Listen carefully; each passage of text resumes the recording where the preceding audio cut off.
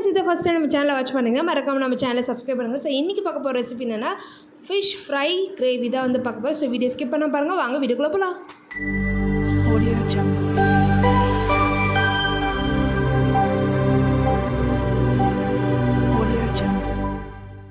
First தேவையான ingredients வந்து பார்க்கலாம். சின்ன வெங்காயம், பச்சை மிளகா, தக்காளி, தேங்காய் பால், புளி, பூண்டு, இவ்வளோ தான் தேவையான இன்க்ரீடியன்ஸ். இப்போ வந்து பார்த்திங்கன்னா எந்த ஃபிஷ்ஷாக இருந்தாலும் சரி, ஸோ ஃபிஷ்ஷை நல்லா வாஷ் பண்ணதுக்கப்புறம் வீட்டில் அரைச்ச மிளகாத்தூள் ஆட் பண்ணிட்டு தேவையான அளவுக்கு சால்ட் ஆட் பண்ணலாம். சால்ட் ஆட் பண்ணதுக்கப்புறம் கொஞ்சமாக ஆயில் சேர்த்து எல்லா ஃபிஷ்ஷும் ஷாலோ ஃப்ரை பண்ணுங்கள், டீப் ஃப்ரை வேணாம். ஸோ ரெண்டு பக்கமே வந்து பார்த்திங்கன்னா ஆயில் கம்மியாக போட்டு ஃப்ரை பண்ணி எடுத்துடலாம்.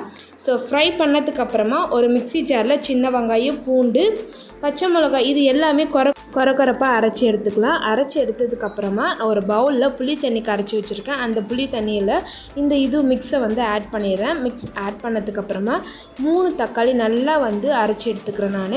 ஸோ இது வந்து பார்த்திங்கன்னா கொஞ்சம் தொக்கா அரைச்சி எடுத்துக்கோங்க, ரொம்ப நைஸாக வேணாம். இப்போ வந்து வீட்டில் அரைச்ச மிளகாத்தூள் 1 டேபிள் ஸ்பூன், தேவையான அளவுக்கு உப்பு ஆட் பண்ணிடலாம்.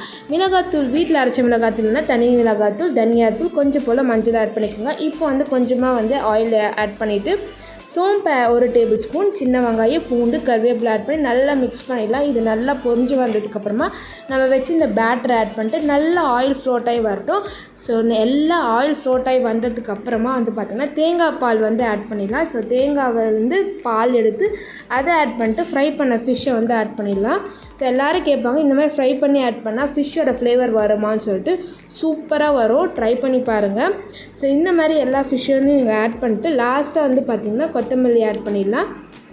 ஒரு 10 மினிட்ஸ் அப்படியே சிம்லேயே இருக்கட்டும்.